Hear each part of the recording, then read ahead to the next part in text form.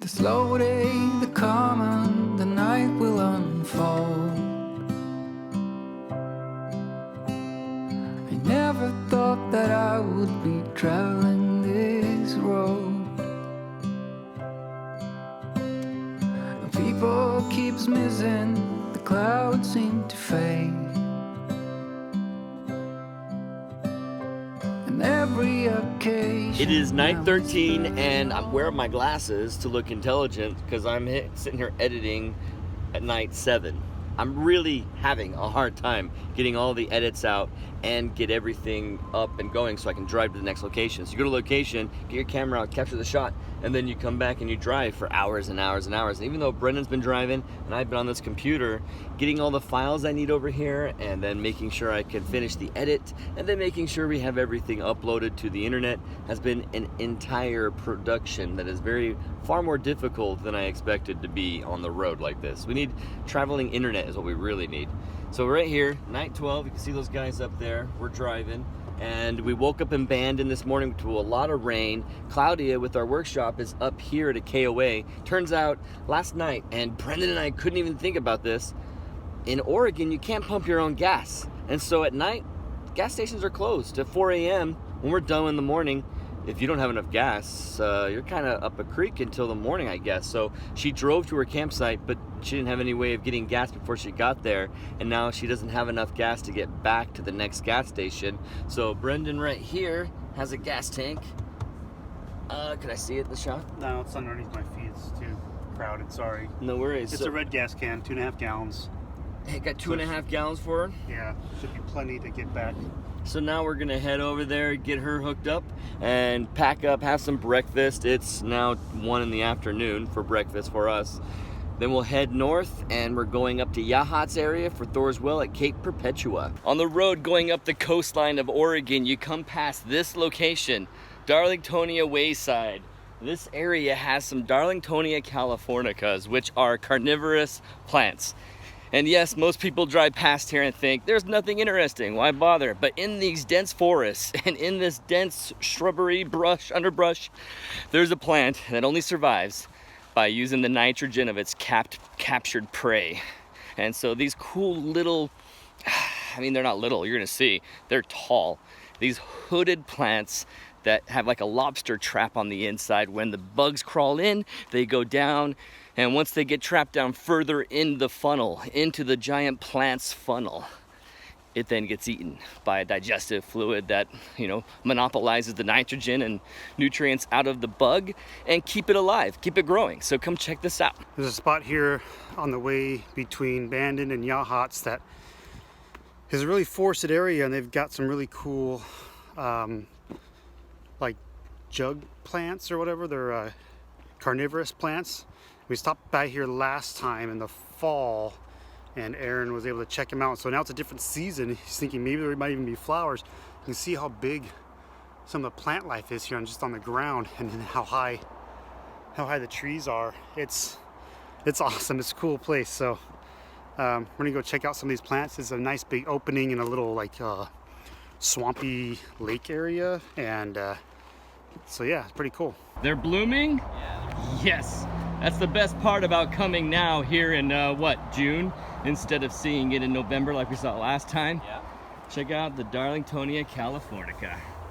There's the hooded plant flower. Now you can't see the color very well, but there's little red flowers. And oh my gosh, they're fantastic plants. So these are pitcher plants basically, or they're another type of pitcher plant, but I would call it more of like a trumpet pitcher than anything. Trumpet pitcher, yeah. Yeah. The other term for these Darlingtonia Californicas are now I'm forgetting. Oh, so you have new ones growing, right? Those really green ones. They're really green, narrow ones. Those They're new cobra ones lilies. Cobra lily, yeah. Cobra lilies. Cobra lily is the simple term. And do the flowers get better than this, or is this pretty much what they look like when they're... They're a nodding flower, so they always hang down, right. But they open up their petals, and right now these ones are not open. Okay, so they're just sprouting.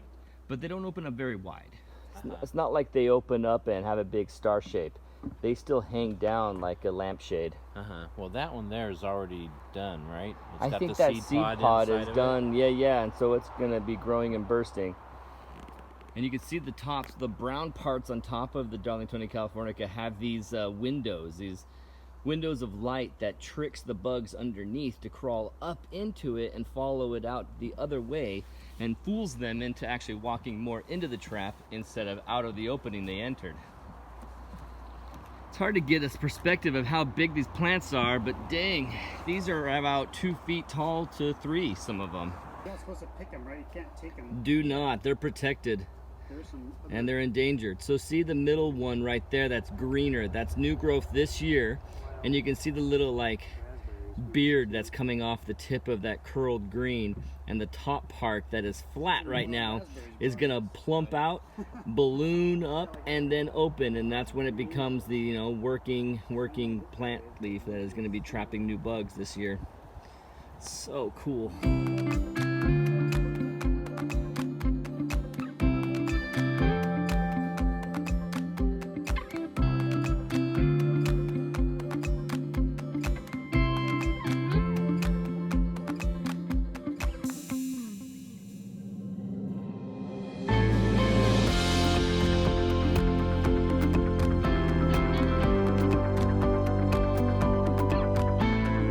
Here we are going down into Thors Well. This is not part of the workshop. This is just a bunch of friends hanging out. We wanted to get a sunset in over here before we go and get some more Milky Way. But check out behind me.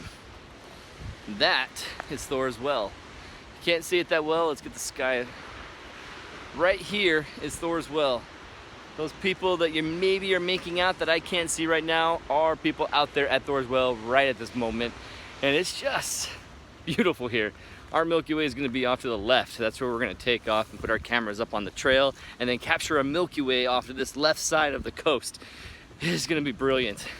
But tonight, to have a little bit of a sunset that's amazing with Thors Well, we can't ask for anything better.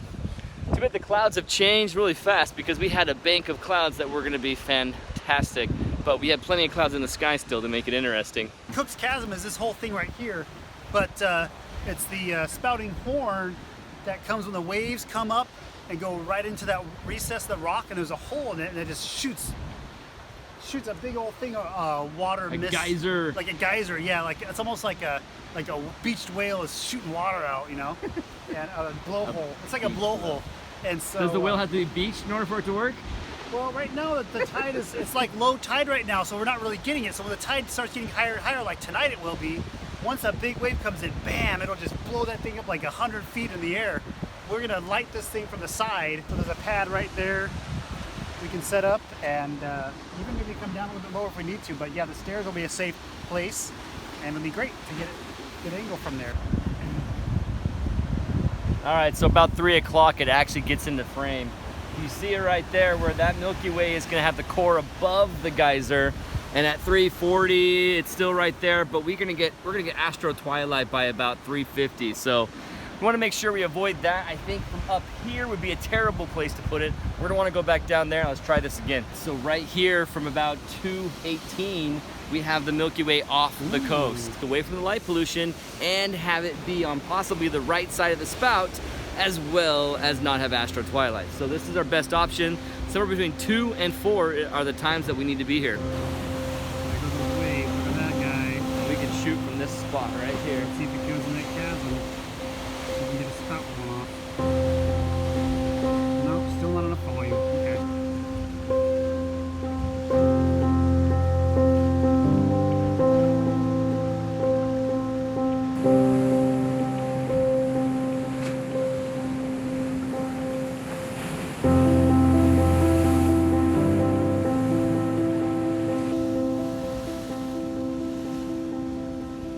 I love it when the let's go do something for fun, something extra, turns into Thors Well. I mean, this is the extra. We're out here doing stuff anyway for Milky Way Photography, but our extra was coming out here to Thors Well. This should be the plan. This should have been the what. That's why we're in Oregon.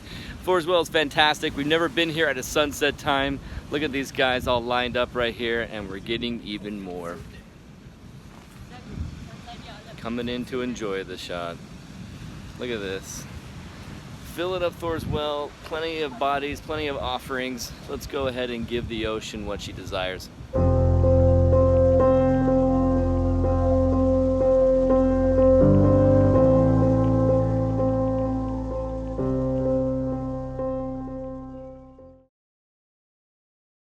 Sorry for the noise and from the jumpiness as I move around, but I'm shooting right now an insurance shot out here by the ocean and this cape, this little cove right here where the Heceta Head Lighthouse is, but I can't get the lighthouse in the shot unless I do a very, very, very extremely wide panel. So now I'm trying to get just the core and feature it, but the biggest feature and the coolest feature in this shot with the core is this bridge. And so if I'm gonna shoot this bridge so much, I'm gonna come closer to it. Man, it's really hard to walk over these rocks, not paying attention. So if I'm gonna get this thing, I'm gonna get this thing, you know? So let's get this bridge in shot and better in frame, and check this out. All right, now I'm blinding you with light. Here's Kirk. Hey. Up in front of us is Claudia and Brendan, and we are heading to the location we talked about earlier. We got the insurance shot out there by Heceta Head Lighthouse. Had fun with that, cause why not? Add another composition into the night. And so now we're back here at Thors Well, going to the spout, and we're gonna try our luck getting a Milky Way over it first. Then, it's gonna take some patience to actually get the horn to happen when we're actually capturing. And yeah, 2 of us might do it, and the other one might not, and the 4th one doesn't. And so 1 gets it, 3 don't, then the next one, and then trying to pick the one you like of the 3, maybe you get lucky to capture. It's not obvious when it's gonna go off, so that's gonna be a fun challenge, and a fun challenge to do the stacking of, okay, well, this one was taken at a quicker shutter to see the horn, and the other one was taken where the Milky Way, because a long exposure is gonna make that spout of water just look like nothing to maybe fog. So we've got some exposure challenges ahead of us, and timing to get right. But let's wish us luck. While you're sitting there in your chair and you're watching this, wish us luck.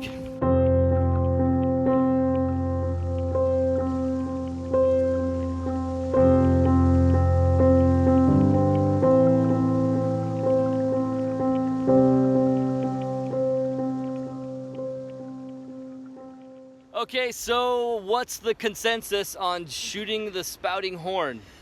Yeah! I got a wide angle shot from the bottom of the bridge to the rest of where these guys were standing on the rocks, and it was just fantastic. So Claudia and I just had a blast sitting there and capturing those. The bridge, the spouting horn, wow. Cook's Chasm, Chasm, Milky Way. It was all there, and gorgeous colors. Oh yeah. Yeah. Light painting, low-level lighting works out fantastic out here. We thought, or I thought incorrectly, that we needed to go closer. That light can do it from way up high on the very first S-curve. The very first landing spot, really, after all the winding, I always call them S-curves, they're called switchbacks. And there, at that spot, you can put your light and then go down the rest of the way. It's very dangerous. Don't go to the edges. Don't do anything nuts. Stay back far, and you'll still have a great shot. We loved it. Yeah. Man, what a fantastic night. 13. Hashtag the Great Milky Way Chase. 13 straight nights. We have done it. And time for sleep. Yeah. Time for sleep. In about an hour, once we finally get to location, move our stuff, blow up the air mattress, and then get our sleeping bags ready, and then go. Yeah. Yep. Woo! Thanks, guys, for watching. Like and subscribe.